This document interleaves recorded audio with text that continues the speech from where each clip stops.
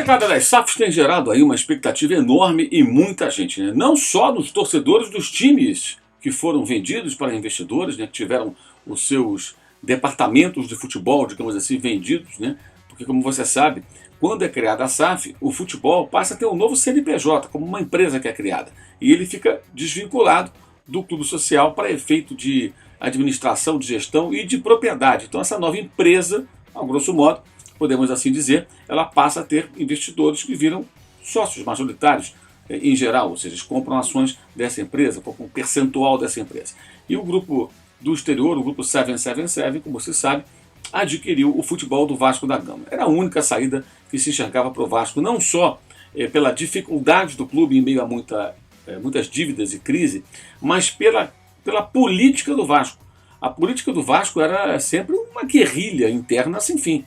E após a morte de Eurico Miranda, ficou ali um vácuo do poder, uma liderança boa ou ruim, vai da opinião de cada um. Não vou aqui entrar nessa questão, porque isso é algo do passado, já falamos tantas vezes do Eurico, né? Mas a ausência dele criou ali um vácuo do poder e uma briga sem fim, uma sucessão de processos, ações na justiça, liminares. É uma briga que não termina. Então o Vasco nunca conseguiu se unir minimamente para se reerguer. E o Vasco teria condições, acredito eu, pela sua grandeza, pela sua torcida numerosa, apaixonada e nacional, ele teria todas as condições de se erguer em alguns anos, mais ou menos como fez seu grande rival, o Flamengo. A diferença dos dois é que quando esse grupo que assumiu o Flamengo, lá em 2012 para 2013, com o Valim Vasconcelos, com o BAP, com o Flávio Godinho, com o Langoni, à época, com o Tostes, com o Landim, que hoje é presidente, e até com o Bandeira de Melo, que acabou entrando ali na última hora para ser o presidente, esses caras que criaram esse projeto todo de reestruturação do clube, lá há mais de 10 anos, né? Pouco mais de 10 anos, eles, quando ganharam a eleição, houve uma pacificação. E eles tiveram condições de tocar ali o barco e de reorganizar. No Vasco isso não acontece, no Vasco é o pau cantando o tempo todo, é muita briga, muita confusão. Então a única saída factível que se via era essa, o Vasco virar SAF. Ou seja, ele agora passa a ter condições de investir, né, por intermédio desses seus proprietários, assim podemos dizer, num time de futebol compatível com a expectativa do seu torcedor e com a grandeza do clube, evidentemente. Mas é preciso também entender que a chegada de investidores, a transformação em SAF, eu tenho dito isso há muito tempo e é necessário repetir a cada grande clube que entra por esse caminho. Ela não é, digamos assim, algo que vai gerar automaticamente retorno técnico e grande sucesso. É preciso tempo, paciência e tudo passa pela matemática. Então, por exemplo, o caso do Vasco, escrevi inclusive sobre isso no meu blog do All Sport, o link está aqui embaixo na descrição do vídeo. O Vasco contratou Pedro Raul, né, um ótimo atacante, que para a expectativa do Goiás estava além da conta, ou seja, o Goiás era um time que na Série A brigava apenas para não cair.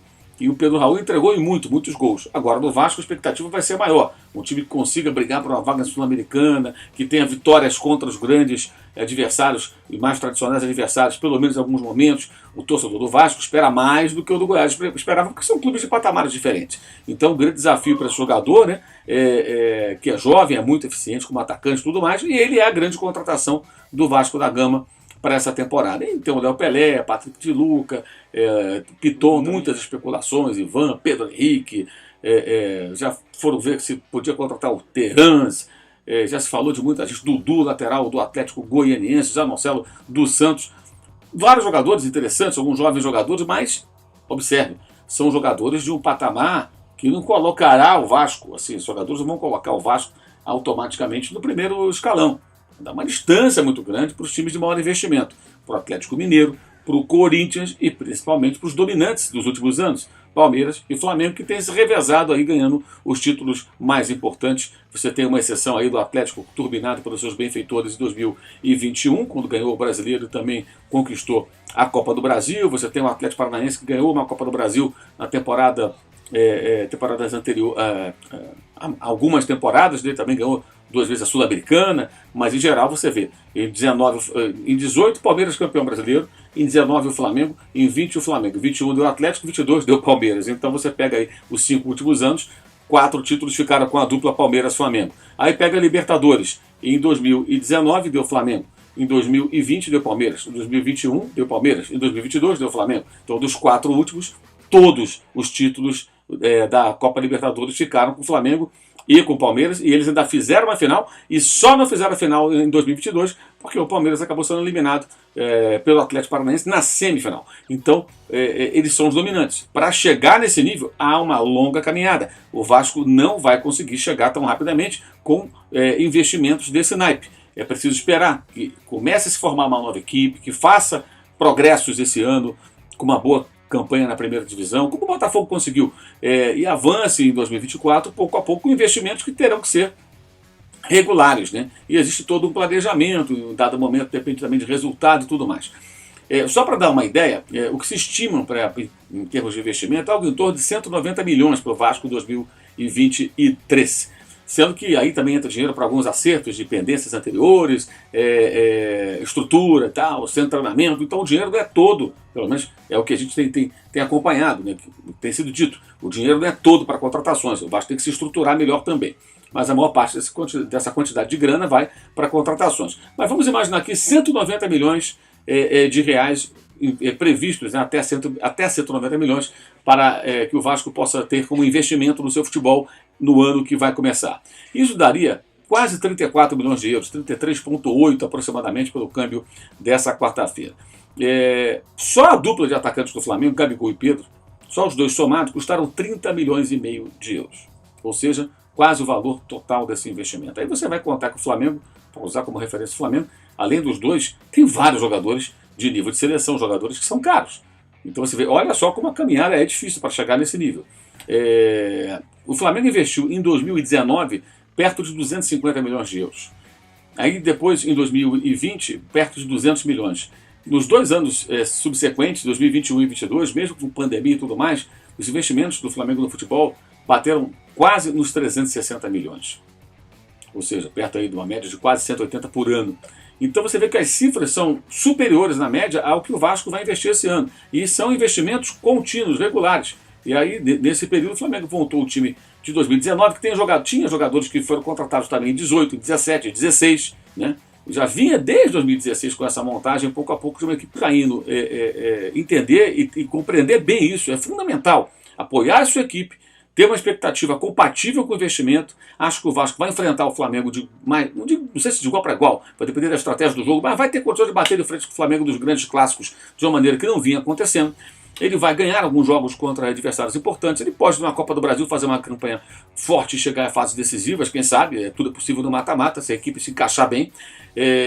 Fazer uma campanha legal no Brasileiro, talvez até leve a Libertadores. O Botafogo passou perto de conseguir uma vaga na Libertadores 2022, são muitas vagas, por que não sonhar com isso? São metas factíveis se houver um progresso, mas há uma distância ainda grande em relação àquilo que será necessário para chegar no patamar do Flamengo, de Palmeiras, mesmo de Corinthians, que embora tenha dívidas e tudo mais, tem um time que é caro, tem jogadores de um nível mais elevado, Atlético Mineiro, Atlético Paranaense também, vice-campeão da Libertadores, que já tem um time mais consistente, um grupo trabalhando há algum tempo e fez investimentos inéditos na sua história na temporada que passou. Então é necessário que o vascaíno entenda isso. São passos graduais que vão ser dados pouco a pouco na recolocação do Vasco num patamar mais elevado. Mas no primeiro momento, os próprios números mostram que dá para montar um time de futebol melhor, sem dúvida alguma, mas ainda distante do que o Palmeiras, por exemplo, faz, do que o Flamengo faz. Você pega o time do Palmeiras, você tem vários jogadores que foram contratados ainda pelo Alexandre Matos lá atrás.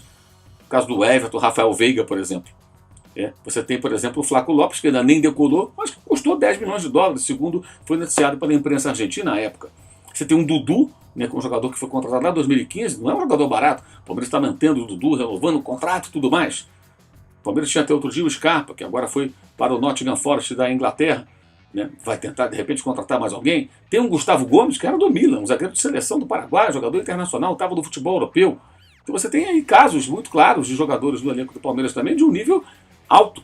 É um time consistente, de jogadores em todas as posições tem bons jogadores.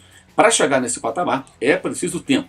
Tá? A não ser que, sei lá, os investidores chegassem aqui com 5, 6 vezes essa quantia que vai ser aportada durante o ano de 2023, ou para o ano de 2023, né? Esse processo já começou agora em 2022, e aí talvez montasse uma verdadeira seleção. Mesmo assim, teria que ter algum tempo para adquirir um conjunto, um entrosamento e tudo mais. Então, é um caminho único para salvar o Vasco daquela situação em que estava, com vários rebaixamentos, 4 rebaixamentos, 5 campeonatos disputados em Série B, não conseguiu nem subir em 2021. mas é ainda um passo a passo que tem que ser bem compreendido para não gerar uma frustração derivada de uma precipitação e de uma expectativa exagerada que possa ser criada. É isso, gente. Lembrando para vocês sempre aqui que esse vídeo tem aqui, como todos os meus vídeos, né, na descrição, os links para o nosso canal de cortes, onde você encontra o melhor das nossas lives, do Clube de Membros. Você pode participar e apoiar o canal por intermédio do Clube de Membros, acesso mais rápido aos nossos vídeos, lives exclusivas para os membros. Tem um Pergunte ao Mauro César, você manda pergunta, a gente responde. Tem também descontos em produtos parceiros do canal. Então você pode apoiar o canal participando do Clube de Membros do youtube.com/Mauro César. Também o Uso 360, né, com os produtos do canal, camisetas, canecas, também da Live Soft Shop, que volta em janeiro. Também o nosso curso online de jornalismo esportivo, sempre disponível para os interessados. E, claro, no blog do Mauro César, que já citei, no All Esporte, todo dia, novos textos sobre futebol. É isso, valeu e saudações.